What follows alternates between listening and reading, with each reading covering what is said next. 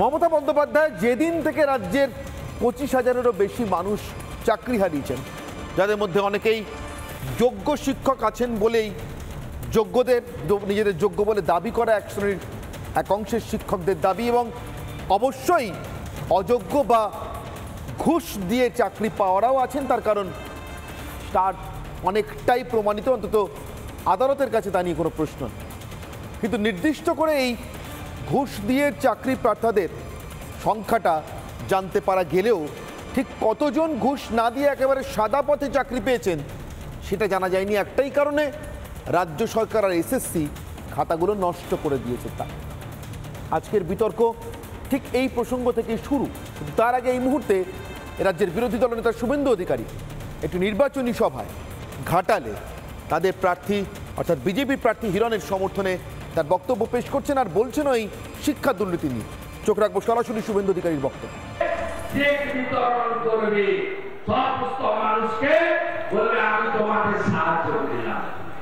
রামপুরহাটের বকটুলিতে যে মুসলমান মহিলা শিশুদের পুড়িয়ে মারা হয়েছিল তাদের চেক দিয়েছে মিড ডে মিলের টাকা। হিঙ্গলগঞ্জে সুন্দরবনে কম্বল বিতরণ করতে গেছিল মুখ্যমন্ত্রী, সেখানেও মিড ডে মিলের টাকা থেকে কম্বল বিতরণ হয়েছে। করমণ্ডল এক্সপ্রেসে দুর্ঘটনা ঘটেছিল বালেশ্বরে, আপনারা জানেন, বহু মানুষ মারা গেছে, বহু মানুষ আহত হয়েছে। তাদেরকে 20,000 টাকা করে সাহায্য দিয়েছেন নেতাজি ইন্দোরে। 20,000 টাকা দেওয়ার জন্য ডেকে নিয়ে গেছে নেতাজি ইন্দোরে, সেটাও মিড ডে মিলের টাকা থেকে। তাহলে শিক্ষাটা হবে কোথায়? কোন নিয়ম নেই, শিক্ষক শিক্ষিকার নিয়ম নেই, পড়াশোনার লাটে কেউ উচ্চ শিক্ষা নিতে চায় না। অলরেডি বাংলা থেকে কমার্স উঠে গেছে, এবারে সায়েন্সও উঠে যাবে। ইঞ্জিনিয়ারিং কলেজেও কেউ ভর্তি হতে চায় না। কেন চায় না? তার কারণ চাকরি নেই। এই মুখ্যমন্ত্রী কর্মবিনিয়োগ কেন্দ্রে তালা লাগিয়েছেন। সিপিএম রেখে গেছিল 1 কোটি বেকার, ইনি করেছেন 2 কোটি বেকার। এই মুখ্যমন্ত্রী কি বলছেন? দুটো কথা, আর তো বাকি শুধু মিথ্যা কথা। প্রত্যেকটা মিটিংয়ে, কালকে উনি মুর্শিদাবাদে ছিলেন, আমিও ছিলাম, বলছে আমি বাড়ি বাড়ি জল দিয়েছি। এত মিথ্যা! আরে এটা তো জল জীবন মিশন, নরেন্দ্র মোদী স্কিম, হর ঘর নল সে জল। বলছে আমি আপনাদের রেশন দিই। আরে রেশন তো নরেন্দ্র মোদী দিয়ে চালু করেছেন। মাথা পিছু 5 কেজি চাল বা গম, আটা।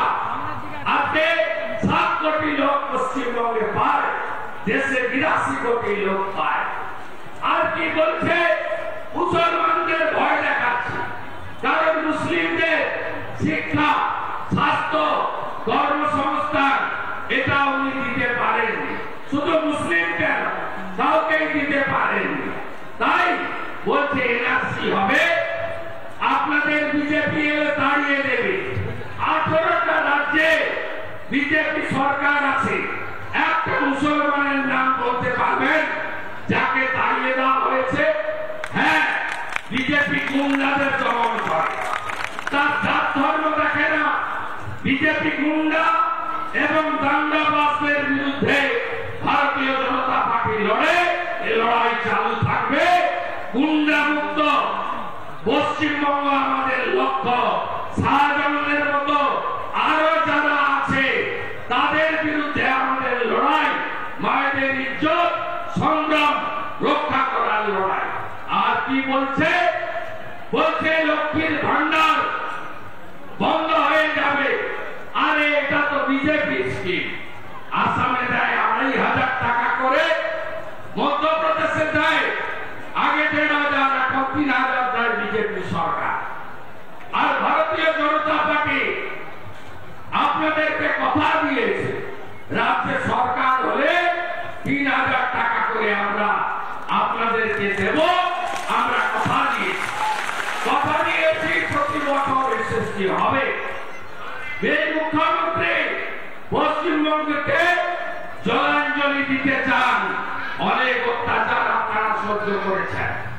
এই এলাকায় কোন নদীর আর বালি নেই, সব বালি লোপাট হয়ে গেছে। সব বালি লোপাট পুলিশ আর ভাইপো মিলে বালি তুলে নিয়েছে। আর ঝাড়খণ্ডের বর্ডার থেকে হাঁটিয়ে হাঁটিয়ে গৌমাতা নিয়ে যায় গরু, হাজার হাজার গরু সব ডায়মন্ড হারবার নূরপুর দিয়ে বাংলাদেশে পাচার করে। প্রত্যেক গরুতে ভাইপোর জন্য 2000 টাকা থাকে আর পুলিশের জন্য 2000 টাকা থাকে। এনএইচের গায়ে যারা থাকে একই না গরু, সারা রাত্রি ধরে গরু যায় না। জাতীয় সড়কে গরু যাওয়ার জন্য সড়ক বানিয়েছে ভারত সরকার। গরু পাচার করছে, বালি পাচার করছে। আপনাদের শৌচালয় দেয়নি, আবাসের বাড়ি দেয়নি। এই চোরামূলের লোকেরা বাড়ি বাড়ি গিয়ে ফর্ম সই করাচ্ছে, ফটো তোলাচ্ছে, বলছে বাড়ি দেব। কবে দেব? ভোটের পরে দেব। গেলে দড়ি দিয়ে বাঁধুন, বেঁধে জিজ্ঞেস করুন নরেন্দ্র মোদী 40 লক্ষ বাড়ি দিয়েছে, ওই বাড়ি কে খেয়েছে তার তালিকা আগে দাও। আপনারা শুনে রাখুন, এখানে চীনা বাদাম হয়, এখানে ফুল হয়, এখানে অনেক সবজি খন্ড হয়, উর্বর জমি। আপনারা বলুন তো, আপনারা শস্য বীমার টাকা কেউ পান? আলু চাষিরা পান? বাদাম চাষিরা পান? কারণ পশ্চিমবঙ্গে প্রধানমন্ত্রী ফসল বীমা যোজনা নেই। এখানে বাংলা ফসল বীমা যোজনা করে বাজাজ কোম্পানিকে দিয়েছে। আর কৃষি মন্ত্রীর ছেলের বন্ধু 50 কোটি টাকা বছরে কমিশন পায়। আমার কৃষকরা, অন্নদাতা কৃষকরা, তারা ক্ষতিপূরণ পায় না। গত পরশুদিন নরেন্দ্র মোদীজি তার সরকার 12 কোটি কৃষকের অ্যাকাউন্টে প্রধানমন্ত্রী কিষাণ সম্মান নিধি 6000 টাকার একটা কিস্তির টাকা ঢুকিয়েছে। এই রাজ্যে 50 লক্ষ কৃষক তারাও পেয়েছেন। আমরা কোথাও বলেছি যে ভোট না দিলে পিএম কিষাণ বন্ধ করে দেব? আমরা কোথাও বলেছি যেটা বিজেপি স্কিম, ভারত সরকারের স্কিম? তৃণমূল আপনাদেরকে এই কথাগুলো বলে। ধর্নায় গতকাল রেজিনগর মুর্শিদাবাদে হক চৌধুরী বলে জেলা পরিষদের মেম্বার কি বলছে? বলছে 30% মাত্র এখানে হিন্দু থাকে, আমরা 70% চামড়া তুলে নেব, তোমাদের তাড়িয়ে দেব। হক চৌধুরী বলে, এটা কোন ভাষা? মুসলিমরা তাকে সমর্থন করেন? আমরা 70-30-এর কথা বলি কখনো যে আমরা 70% আছি, তোমাদের দেখে নেব? মোদীজি এগুলো বলে না। তৃণমূল বিভাজনের রাজনীতি করে। রাজীব শেখ বলে আরেক নেতা চাপড়া বলছে যে কোন মুসলমান যেন বিজেপির পোলিং এজেন্ট না হয়, পতাকা যেন না ধরে। কি সাহস এদের! কোথায় গেছে এদের সাহস? এদের এক নেতা রানীনগরের অঞ্চল সভাপতি কালকে ডোর ক্যাম্পেনিং করতে গিয়ে বলছে সাগরদিঘি উপনির্বাচনে কংগ্রেস জিতেছিল, লক্ষ্মীর ভান্ডার বন্ধ করেছি, এখানেও বন্ধ করে দেব না। ভোট পেলে একটা মা, একটা দিদি, একটা বোনের লক্ষ্মীর ভান্ডার কেন কেন্দ্র রাজ্য সরকারে কোন স্কিম বন্ধ করার ক্ষমতা কোন নেতা নেত্রীর নেই। কান খুলে শুনে রাখুন। আপনার বাপের বাড়ির টাকা, সরকারের ট্যাক্সের টাকা, আপনাদের এগুলো প্রতিবাদ করতে হবে ভোটের দিন। আর এখানকার সাংসদ কতদিন হয়েছে তার বয়স? 10 বছর। তো আপনারা জানেন পার্লামেন্ট 100 দিন হয় বছরে, 10 বছরে 1000 দিন পার্লামেন্ট, 10 দিন গেছে বেটা।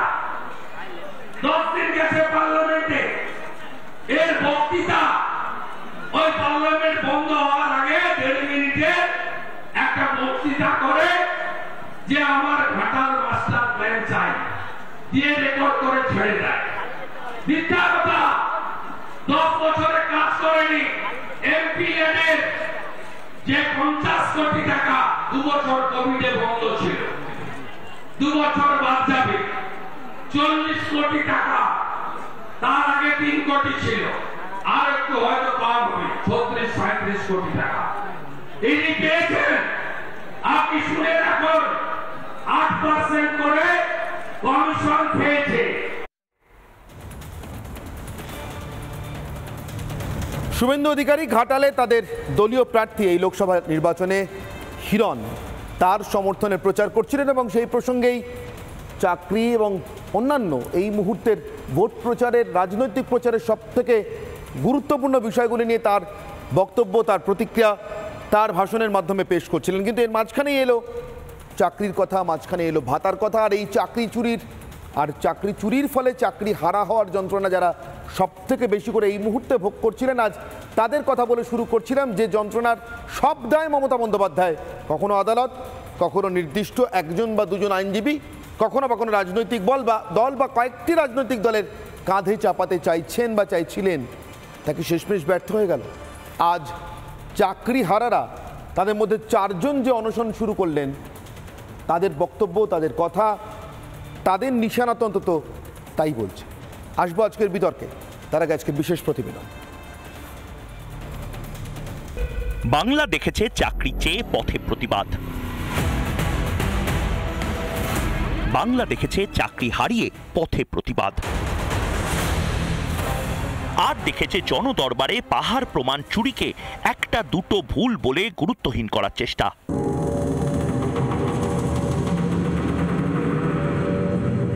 এটা তোমার ভুল হয়েছে, তুমি সংশোধন করো, আমরা করে দিতাম। বাংলা দেখেছে মুখ্যমন্ত্রীর সরাসরি দায় এড়িয়ে যাওয়া। কোন ডিপার্টমেন্ট কিভাবে চাকরি দেয় সেটা সেই ডিপার্টমেন্টের ব্যাপার, আমি ইন্টারফেয়ার করি না। বাংলা দেখেছে চুরি লুকাতে বিচার ব্যবস্থাকেও আক্রমণের দুঃসাহস। জাজেস দিয়ে কথা বলবো না, কিন্তু জাজমেন্ট নিয়ে কথা বলবার অধিকার আমার আছে। আমি মানি না। তবে মুখ্যমন্ত্রীর শত চেষ্টাতেও চুরি চাপা পড়েনি। আদালতে চুরির আসল কারণ ফাঁস তো হয়েছে, বেনাকাব তো হয়েছে। চুরি যে কমিশনার সরকারের মিলিজুলি তা বোঝেন চাকরিহারারাও। এবং রাজ্যের মুখ্যমন্ত্রী তিনি বলছেন আমরা এই চাকরিহারাদের পাশে, তাহলে আপনি অবিলম্বে ওএমআর শিট প্রকাশ করে যোগ্যদের বিদ্যালয়ে ফিরিয়ে দিন। তা হচ্ছে আমাদেরকে দুর্নীতিগ্রস্ত মানুষগুলো থেকে দয়া করে আপনারা আলাদা করুন, আমাদের এটাই একমাত্র দাবি। চাকরিহারা শিক্ষকেরা আদালত, আইনজীবী বা রাজনৈতিক কোনো দলকে দোষী ঠাওরাচ্ছেন না। তাদের চোখেও চাকরি হারানোর আসল কারণ এসএসসি আর মমতার খাতা নষ্ট করার সরকার। মমতার নির্জলা মিথ্যে খারিজ হয়ে যাচ্ছে জনতার আদালতেও। ভেবেছিলেন প্রায় 26,000 চাকরি হারার ক্ষোভকেও নির্বাচনে লড়ার পুঁজি করবেন, কিন্তু মমতার আস্থার ব্যাংকে যে লালবাতি, সেখানে নতুন করে বিশ্বাস জমা রাখবে কে? রিপাবলিক বাংলা। আর ঠিক এখানেই প্রশ্ন, যে চাকরিহারাদেরকে, যে চাকরিহারাদের যন্ত্রণাকে পুঁজি করে নির্বাচনটা লড়তে চাইছেন মমতা বন্দ্যোপাধ্যায়, অন্যতম পুঁজি করে, সে পুঁজি এই নির্বাচনে কি শেষমেশ কাজে আসবে না? তা আদৌ পুঁজি হয়েই দাঁড়াচ্ছে না। তার কারণ যারা চাকরি হারিয়েছেন তারা আর তার ব্যাংকে, মানে মমতা বন্দ্যোপাধ্যায়ের ব্যাংকে কোনো বিশ্বাস জমা রাখতে পারছেন না। আমার আজকের অনির্বাণের অগ্নিবাণের বিতর্ক শুরু করবো যে প্রশ্ন দিয়ে। আমার আজকে প্রথম অগ্নিবাণ, মুড়ি মিছরি মেলাবেন, গুলিয়ে দিয়ে পালাবেন, এটা কি মমতা বন্দ্যোপাধ্যায়ের স্ট্র্যাটেজি ছিল? যাদের সঙ্গে বিতর্ক করব একে একে তাদের সঙ্গে আপনাদের পরিচয় করি। আমার ঠিক ডান দিক থেকে পরিচয় করাচ্ছি। আমার একদম ডান দিকে রয়েছেন কিয়া ঘোষ, বিজেপি মুখপাত্র। আমার ঠিক ডান দিকে রয়েছেন সেই চাকরিহারাদের একজন, যারা নিজেদেরকে যোগ্য দাবি করছেন, শুধু নয় তার সঙ্গে বলছেন তাদের এই মুড়ি এবং মিছরি অর্থাৎ অযোগ্য এবং যোগ্যদের একসঙ্গে মিলিয়ে দেওয়ার জন্য এসএসসি এবং সরকার ছাড়া অন্য কাউকে তারা দায়ী বলে মনে করছে না। তাদেরই একজন রাজীব হাঁসদা। আমার ঠিক বাঁদিকে রয়েছেন অনির্বাণ বন্দ্যোপাধ্যায় আইনজীবী, রয়েছেন অপর আইনজীবী সুকন্যা ভট্টাচার্য। পরপর দুজনই তৃণমূলকে সমর্থন করেন। আমার সঙ্গে আজকের এই বিতর্কে যোগ দিয়েছেন ভাস্কর ঘোষ, ডিএ আন্দোলনকারী, যাদের সংগ্রামী যৌথ মঞ্চের সঙ্গে একসঙ্গে রাজীববাবুদের মধ্যে 4 জন আজকে অনশন শুরু করেছেন, এই আন্দোলন শুরু করেছেন এবং আমার সঙ্গে যোগ দিয়েছেন ফিরদৌস শামীম আইনজীবী। আমি ফিরদৌসবাবু আপনার কাছ থেকে শুরু করব, তার কারণ শুরু হয়েছিল আদালত দিয়ে, তারপরে এসেছিলেন নির্দিষ্ট করে একজন আইনজীবী বিকাশ রঞ্জন ভট্টাচার্য। আপনিও 2-4টে গালমন্দ খাননি এমন নয়, চাকরি প্রার্থীদের জন্য, যারা বঞ্চিত চাকরি প্রার্থী তাদের জন্য মামলা লড়ার জন্য, এবং কার্যত যেন আপনারাই রাজীববাবুদের চাকরিটা কেড়ে নিয়েছেন। আমি আপনার পরে রাজীববাবুর কাছে আসবো, কিন্তু আজকের দিনে রাজীববাবুরা যারা এই অনশন আন্দোলনটা শুরু করছেন বা আন্দোলনটা শুরু করছেন, যারা মনে করছেন তারা আজকে চাকরি হারা যোগ্য হয়েও তাদের দাবি অনুযায়ী শুধুমাত্র সরকার এবং এসএসসির জন্য তারা ওএমআর শিটগুলো নষ্ট না করে ফেললে তাদের চাকরিটা যেত না, কোথাও কি অন্তত আইনজীবী হিসেবে আপনাকে একটু স্বস্তি দিচ্ছে ফিরদৌসবাবু? দেখুন, আমি প্রথমেই মনে করি যে যারা এখানে যোগ্য চাকরি প্রাপক আছেন, আমি নিশ্চিতভাবে মনে করি এখানে যোগ্য চাকরি প্রাপক আছেন, তাদের যোগ্যতা থাকা সত্ত্বেও তারা আজকে কিন্তু তারাও বঞ্চিত। কেন বঞ্চিত হলেন তারা সব থেকে ভালো জানেন। তার কারণ হচ্ছে এই যে ধরুন নিয়োগকারী সংস্থা, তাদের সরকারের তৈরি আইন মোতাবেক নিয়োগ করতে হয়, কিন্তু নিয়োগকারী সংস্থা সরকারের তৈরি যে আইন, সে আইনের প্রতিটি ধাপে নিয়ম ভঙ্গ করেছে। ওনাকে জিজ্ঞাসা করবেন, দেখবেন উনি নির্দিষ্টভাবে বলবে যে merit list with breakage of marks প্রকাশ করা হয়নি। এই যে ওএমআর শিট এসএসসি সার্ভারে কোনোদিন ছিল না, তারা ডিস্ট্রয় করে দিয়েছে। এই যে ওএমআর শিট গুলো আপনারা দেখেছেন না, পরবর্তীতে এসএসসি সার্ভারে আপলোড হয়েছে, আদালতের নির্দেশের ফলে সিবিআই নাইসা বলে একটি সংস্থার কর্তা ব্যক্তি পঙ্কজ বনসালের বাড়ি থেকে সেটা উদ্ধার করেছিলেন 3টে হার্ড ডিস্ক, তার কপি দেখেছেন।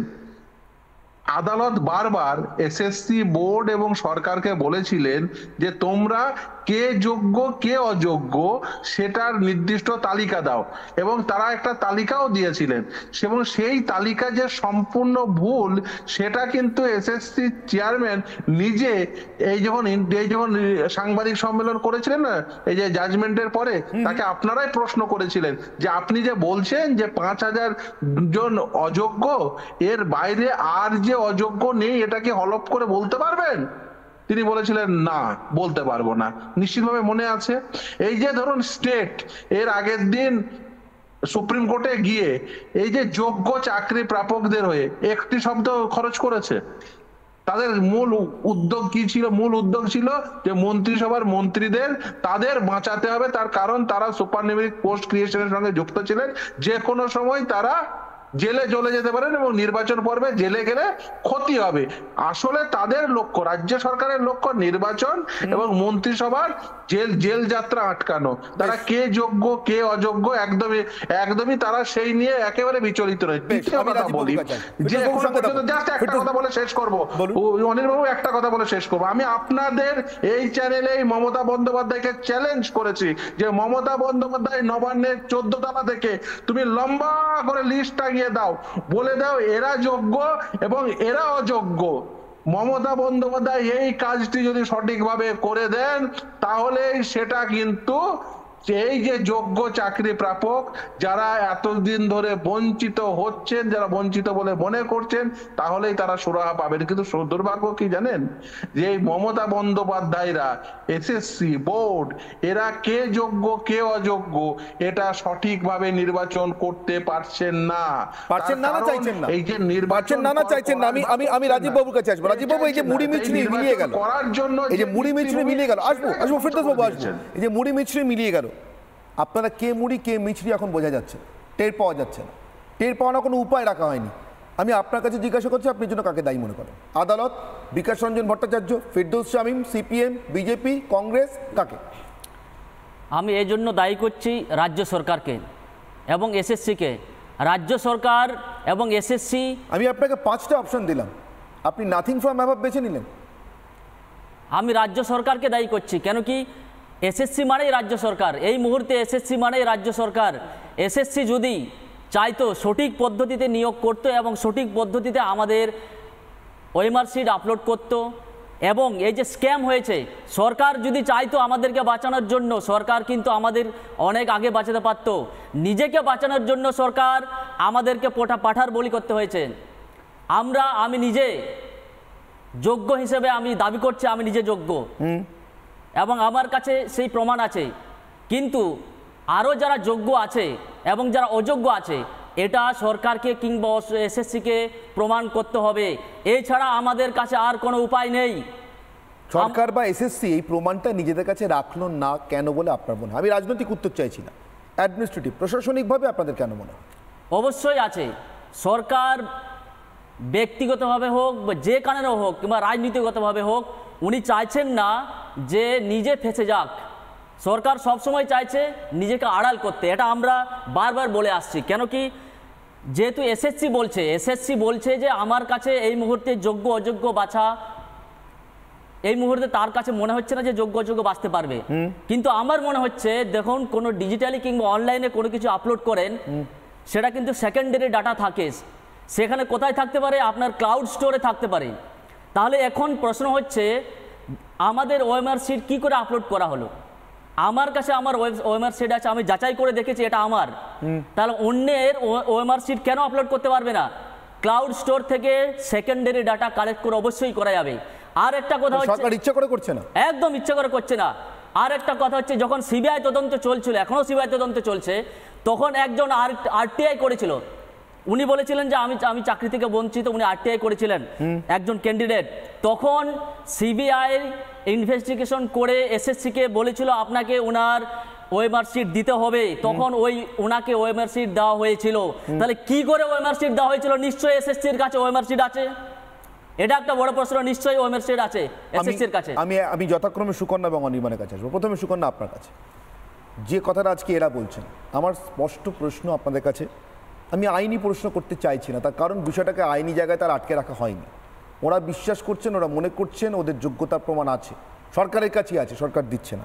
আমি বলছি মমতা বন্দ্যোপাধ্যায়ের যে প্ল্যানটা ছিল ভেস্তে গেল তো মনে হচ্ছে। প্রত্যেকটা মঞ্চে মঞ্চে ঘুরে এটা প্রচার করা, বিকাশ রঞ্জন ভট্টাচার্য চাকরি খেয়েছে, সিপিএম চাকরি খেয়েছে, শুভেন্দু অধিকারী বা বিজেপি চাকরি খেয়েছে, শেষমেশ আর কাউকে না পেয়ে আপনারা যেখানে প্র্যাকটিস করেন সেই আদালত চাকরি খেয়েছে। কোনোটাই তো কাজে আসছে না। এরা তো বলছেন যে চাকরি সরকারই খেয়েছে, অন্য কেউ নয়। দেখুন, প্রথমেই আমি চাকরি হারা এবং চাকরি প্রার্থী তাদের ব্যাপারে আমরা খুব সমব্যথী। প্রথমেই আমি তাদের কাছে ক্ষমা চেয়ে নিচ্ছি। তাদের এই যে দুর্দশা, তার জন্য আমরাও মর্মাহত। তার জন্য আমাদের যারা নেতা আছেন, কুণাল দাই বলুন, ব্রাত্যবাবুই বলুন, বারবার ওনাদের কাছে ছুটে গেছিলেন।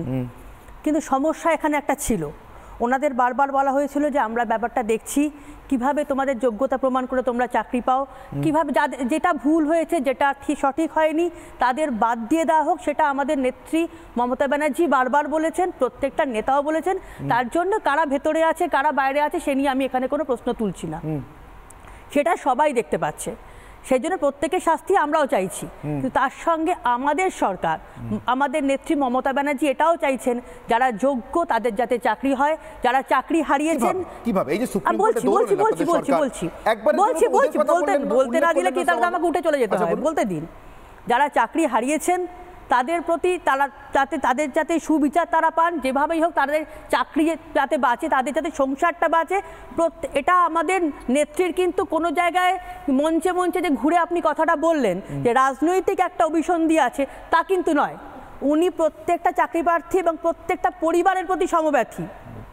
সেই জন্য উনি প্রত্যেকটা মঞ্চে যাতে যারা চাকরি হারিয়েছেন তাদের হয়ে উনি মামলা করতে গেছেন। আমি যদি আপনাকে প্রত্যেকটা লাইনে কথা বলার সময় আটকাই আর মন থেকে বলি আমি ভীষণ সমব্যথী, আমি চাই আপনি কথা শেষ করুন, আপনি বিশ্বাস করবেন? আমি আপনাকে মাঝে একবার ইন্টারাপ্ট করছিলাম, আপনি বলছিলেন আমি উঠে চলে যাবো বলতে না দিয়ে। আমি যদি বারবার আপনাকে আটকাই আর বলি যে আমি চাই আপনি কথা বলেন, আপনি বিশ্বাস করবেন? মমতা বন্দ্যোপাধ্যায় চাইছেন চাকরি থাকুক ওনাদের। মমতা বন্দ্যোপাধ্যায়ের সরকার যখন সুপ্রিম কোর্টে যাচ্ছে, সর্বোচ্চ আদালতে, ওদের একটা কথা বলছে না। নির্বাচনী মরশুমে ওদের চাকরিটা থেকে যাওয়া কত জরুরি সেটার কথা বলছে না, বলছে মন্ত্রিসভাটা থেকে যাওয়া ভীষণ জরুরি। কে হাত তুলছিলেন? কে? মন্ত্রিসভা থাকলেই তো ওনাদের চাকরিটা থাকবে।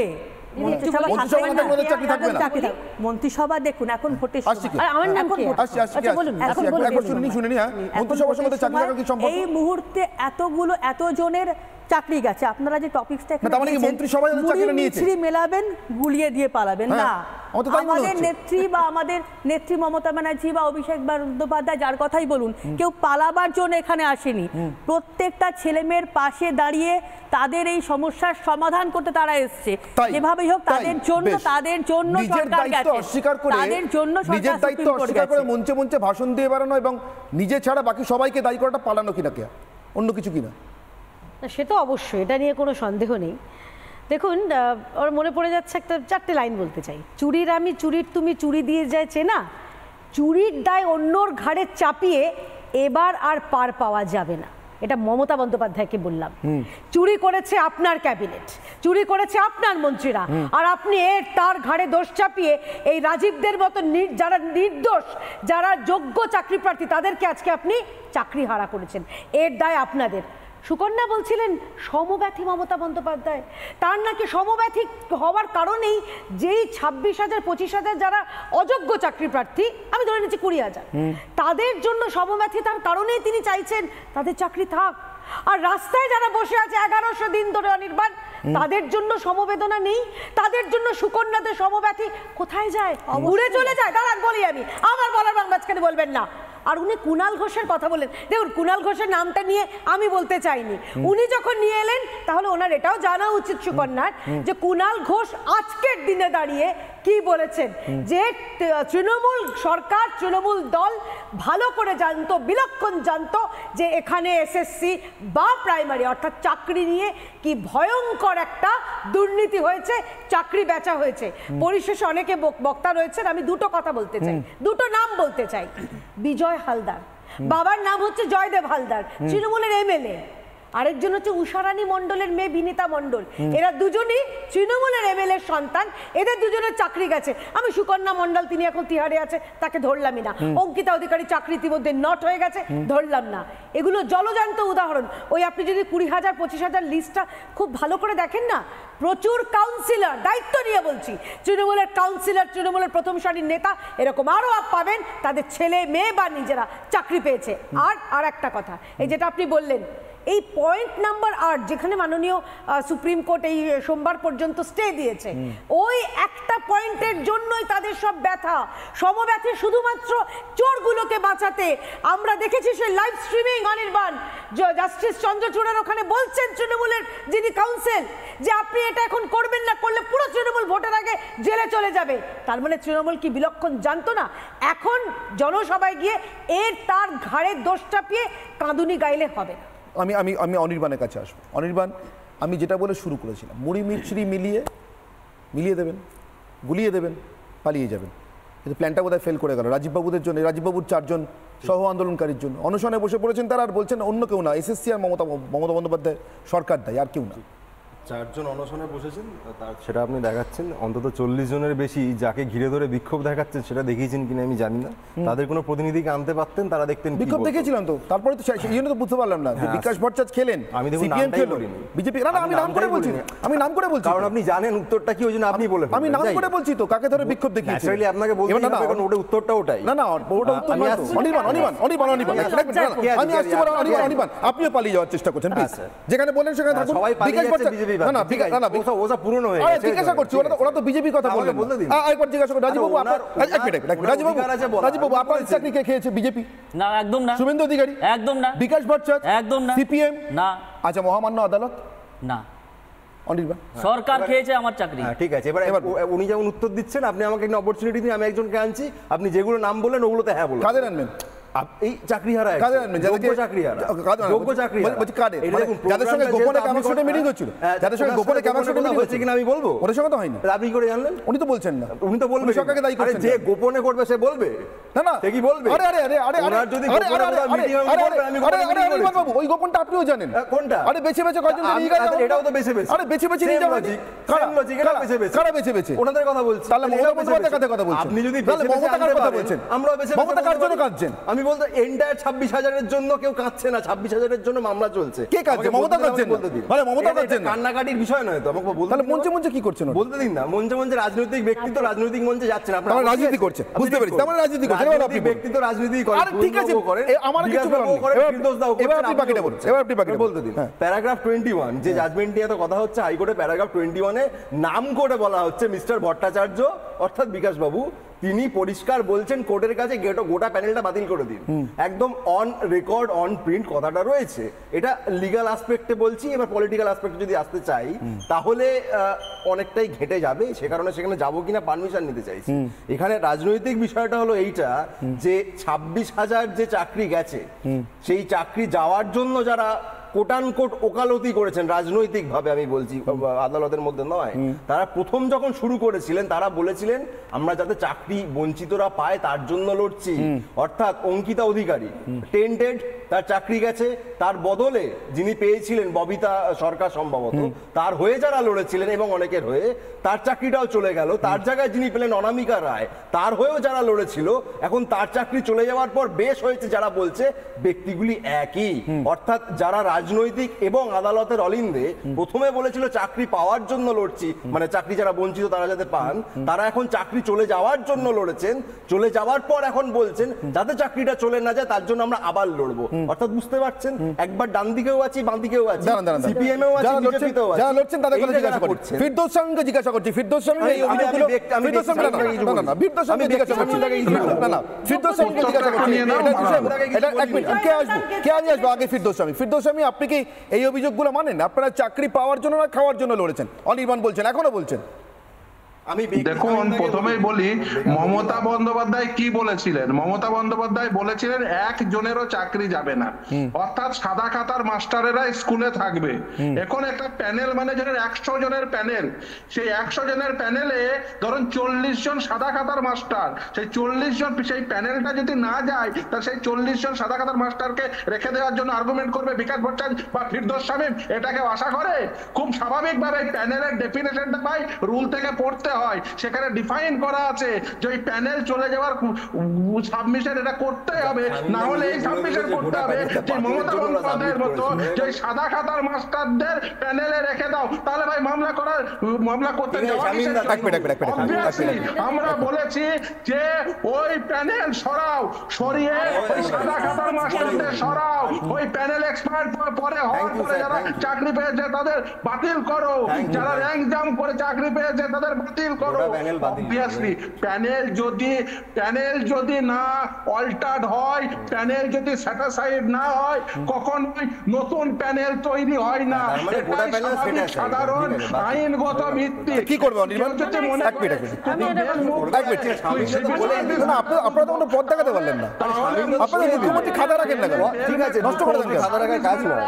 আচ্ছা, প্যারাগ্রাফ 11 এর কথা বলি, মুখ্যমন্ত্রীকে চাকরি দেওয়া হবে? এক মিনিট, ফিরদৌস শামী, এক মিনিট। এই রাজ্যের মুখ্যমন্ত্রীর কাজটা কি আপনি বুঝতে পারবেন না, তার কারণ এই রাজ্যের মুখ্যমন্ত্রী প্রত্যেক দিন প্রত্যেক মঞ্চে নিজের কাজ সম্পর্কে 2 রকম 3 রকম করে কথা বলেন। কিরকম? একদম সামনে হাতে গরম নমুনা দিচ্ছি। মমতা বন্দ্যোপাধ্যায় চাকরি দেওয়া তার কাজের মধ্যে পড়ে না। শুনে নিন। কোন চাকরির ক্ষেত্রে আপনি আমাকে বলুন তো 100টা চাকরি দিতে গেলে একটা নিজের লোককে কেউ দেয় না? কোন চাকরির ক্ষেত্রে আপনি আমাকে বলুন তো 100টা চাকরি দিতে গেলে একটা নিজের লোককে কেউ দেয় না? আমার এখানেই প্রশ্ন সুকন্যার কাছে, নিজের লোককে চাকরিটা কে দিল? এসএসসি, আদালত, বিকাশ ভট্টাচার্য, ফিরদৌস শামীম, সিপিএম, বিজেপি, শুভেন্দু অধিকারী, কে দিল? রাজীব হাসদা। সুকন্যা, দেখুন, আমাদের প্রথম কথা হচ্ছে মামলাটা মুখ্যমন্ত্রী খাতা রাখা কাজ না, চাকরি দেওয়া কি কাজ? হ্যাঁ, মুখ্যমন্ত্রী খাতা রাখা কাজ না, একটু আগে অনির্বাণ বলেছেন। চাকরি দেওয়াটাকে মুখ্যমন্ত্রীর কাজ, নিজের লোককে চাকরি দেওয়া। উনি কি বলেছেন? উনি বলেছেন 100 জনের মধ্যে একজন আমাদের দলের বা কে বেছে নেয়, মানে ওই একজনকে কে বেছে নেয়? কিভাবে বেছে নেয়? গত 34 বছর ধরে খাতা দেখে বাঁচে না, খাতা না দেখে বাঁচে না। যে আমাদের এখানে যে শিল্পটা হয়েছে, যে বাড়ির বউ, মা, বোন প্রত্যেকে একটা করে প্রাইমারি স্কুলের টিচার হয়ে গেছে, সেই হিসেবটা কিন্তু এখন আমাদের কাছে সামনে কেউ আনছে এখন না। খারাপ হয়নি বলেই তো উনি এই কথাটা বলছেন যে প্রত্যেক 100 জনে হয়তো আমাদের এখান থেকে একজন করে চাকরি পেয়েছে। অবশ্যই তারা আমাদের রাজনৈতিক কর্মী বা কোনো পরিবার। এখানে খুঁজলে দেখতে পাওয়া যাবে তমলুকের যারা নাকি এখন বিজেপির পায়ে ধরে মোদী সরকার করছে, ওয়াশিং মেশিনে গিয়ে খুব সাধু হয়ে গিয়ে, তাদেরও চেনাশোনা প্রচুর লোক ওই একইভাবে চাকরি পেয়েছে। খোঁজ নিন। মানে বিজেপি করে চাকরি পেয়েছিল না, এখন তারা ওয়াশিং মেশিনে গিয়ে বিজেপি হয়েছে। আগে তারা বিজেপি করতো না, তারাই ওই পথটা আমাদের দেখিয়ে দিয়ে গেছে। তারা কি করতো আগে? সেই যারা বিজেপিতে গেছে, যারা বিজেপিতে গেছে, আপনি কি বাধ্য ছাত্রী, আপনার দল কি বাধ্য? একজন দেখিয়ে দিয়েছে, যারা বিজেপিতে গিয়ে এখন, যারা বিজেপিতে গিয়ে অথচ তার বিরুদ্ধে কোনো ব্যবস্থা নেননি, লোককে নিয়ে আসুন, অথচ তার বিরুদ্ধে কোনো ব্যবস্থা নেননি। সুকন্যা, তারা কিভাবে আরে আপনারা তো সাধু নন, আপনারা তো সাধু নন, আপনারা ব্যবস্থা নেননি কেন? খালি Nandigram Tamluk. By the way, coincidentally Anirban, আজকে কিন্তু সেই দিন 1956 দিবস আজকে, যেই দিন আজকে মমতা বন্দ্যোপাধ্যায়কে হারিয়েছিলেন শুভেন্দু অধিকারী। ওই ব্যাপারটা সুকন্যা আরেকবার 3 বছর আগে আকিবার দোষবার করে গেছিল। আমার কাছে ক্লিয়ার হচ্ছে না। আই অনির্বাণ একটা কথা বলি, যাই তোমাকে এই তুই বললি প্যানেল, এক সেকেন্ড প্যানেল সুকন্যা, এক সেকেন্ড প্রশ্ন করব সুকন্যা, এক সেকেন্ড। আরে আপনি তো বলে দিয়েছেন, হয়ে গেছে। আপনি বলেছেন ভারতবর্ষ পেয়ে গেছে, আপনারা চাকরি দিয়েছেন, ওটা প্রুভেন। আরে আপনারা সজ্ঞানে চাকরি দিয়েছেন, এটা প্রুভ হয়ে গেছে। মমতা বন্দ্যোপাধ্যায় বলেছেন, আপনি বলেছেন, এবার শুনে নিন ভাই সুকন্যা, শুনে নিন। আপনার দলের যিনি শিক্ষামন্ত্রী, মানে সরি মাফ করবেন, রাজ্যের, আমার তো দল আর রাজ্য মানে মন্ত্রিসভা সব গুলিয়ে যাচ্ছে, তিনি বলেছিলেন যে চাকরি পাবে তৃণমূলই পাবে। কিভাবে পাবে বলবো না, সেই ভিডিওটাও নিশ্চয়ই অনির্বাণ আপনার কাছে আছে, ওটাও পারলে প্লে করিয়ে দিন, মমতা বন্দ্যোপাধ্যায়ের ভিডিও এবং এটা। এবং তারপরে আমাদের তৃণমূলের যিনি প্রতিনিধি তিনি বললেন হ্যাঁ একজন একজনকে দিতে হবে, একজন একজনকে দিতে হবে। আচ্ছা অনির্বাণ একটা সেকেন্ড, অনির্বাণ দরকার কি, লাভটা কি হবে, কার লাভ হবে, চাকরি হবে, চাকরি হবে রাজীব মমতা বন্দ্যোপাধ্যায় ভোট হবে।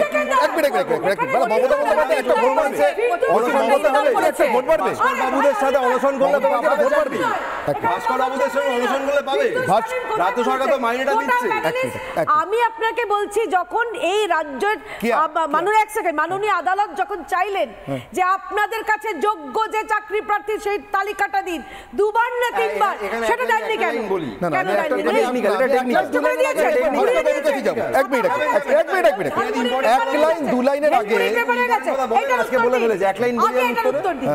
প্যারাগ্রাফ 11 যে রায়টার কথা হচ্ছিল, সেই প্যারাগ্রাফ 11-তে মাননীয় ভট্টাচার্য মহাশয় নিজে বলছেন যে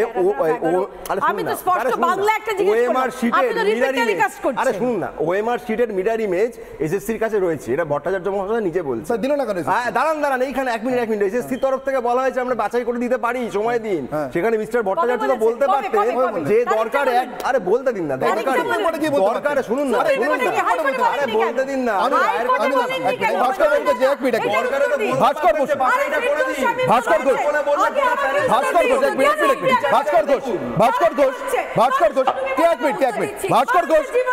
ঘোষ একটা রাজ্য সরকার, তার এসএসসি, তাদের কাছে যোগ্য চাকরি প্রার্থীদের তালিকা আছে, কিন্তু কি মুশকিল, অদ্ভুত ভাবে লুকোচুরি খেলা চলছে, আছে কিন্তু দেখাবো না, আছে কিন্তু বার করবো না। সুপ্রিম কোর্ট পর্যন্ত চলে গেছে, ক্যাবিনেট বাঁচানোর জন্য, রাজীব হাসদাদের চাকরি বাঁচানোর জন্য তালিকা আছে, বলছে আছে কিন্তু দেখাবো না। আরে যদি সময় লাগবে তো হাইকোর্টেই বলতে পারতেন, সুপ্রিম কোর্টে গিয়ে আরেকবার বলতে পারতেন, হাইকোর্টে বলেছিলাম সময় দেননি। হাইকোর্টে সময় চাইছেন মমতা বন্দ্যোপাধ্যায় এবং তার মন্ত্রিসভার জেল যাত্রা আটকানোর জন্য, ওদের চাকরি বাঁচানোর জন্য চাইছেন না। মিলছে কি ভাস্কর বাবু, আপনাদের ডিএ মামলার মতো এগোচ্ছে ব্যাপারটা নাকি? আমরা যখন শুরু করেছিলাম, জীবন যখন ছোট ছিল আমাদের, তখন আমরা শুনতে মানে শিখেছিলাম যে এসে পরে এই সরকারের দুর্নীতির ফলে এখন শিখছি কি, লেখাপড়া করে যে পথের ধারে বসে সে। বর্তমানে এই রাজ্যটা ডিএ চুরি, চাকরি চুরির মৃগয়া ক্ষেত্র হয়ে গেছে। এখানে এই সমস্যার মূলে কে? রাজ্য সরকার। যে রাজ্য সরকারের প্রধান মঞ্চে দাঁড়িয়ে মাইক হাতে বলতে পারেন যে 100টা চাকরি দিলে আমি একজন নিজের লোককে ঢোকাবো, মানে এই যে চুরি করার আইন স্বীকৃত অধিকারটা জনমানসে উনি প্রকাশ করছেন, আমাদের লড়াইটা সেই জায়গাটাতেই। এই সমস্যার মূলে কে? এই সমস্যার মূলে শিক্ষা দপ্তর। ভাস্কর বাবু অডিও প্রবলেম হচ্ছে, কিন্তু আমি ভাস্কর বাবু আপনি যে কথাটা বলছিলেন, যে কথাটা আপনার সম্পূর্ণটা হয়তো শেষ হলো না, আপনি বলছিলেন যে মূলে কে? মূলে হয়তো শিক্ষা দপ্তর, মূলে হয়তো কোনো একটা নির্দিষ্ট সংস্থা, মূলে হয়তো এসএসসি, কিন্তু যিনি বলছেন যে একটা দুটো চাকরি কি নিজের লোককে দেয় না, তিনি কি মূল? আমি প্রশ্ন করেছিলাম সাধারণ মানুষের কাছে সোশ্যাল মিডিয়া মারফত যে এই রাজ্যে চাকরি চুরির কোট আনকোট অনুপ্রেরণা, তার কারণ তৃণমূল কংগ্রেস সমস্ত কিছুর ক্ষেত্রে এই রাজ্যে মমতা বন্দ্যোপাধ্যায়কে অনুপ্রেরণা হিসেবে দেখেন।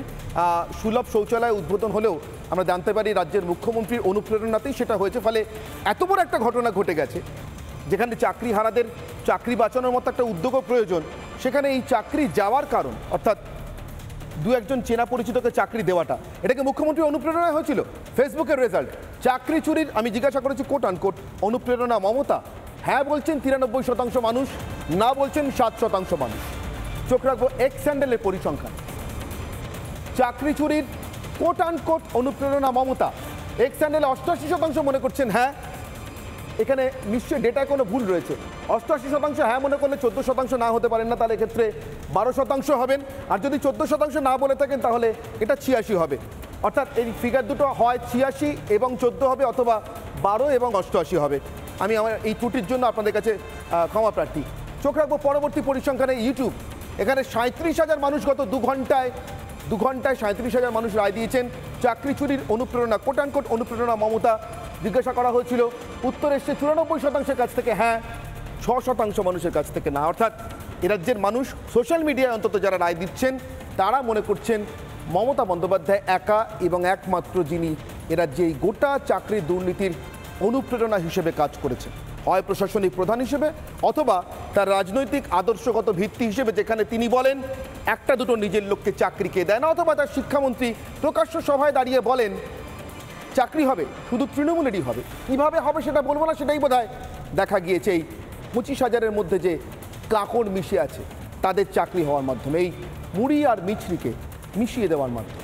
আপাতত মুড়িই বলুন বা মিছরিই বলুন, সবাই চিনে গিয়েছেন কারা তাদের মিশিয়েছে বা কার অনুপ্রেরণায় মেশানো হয়েছে।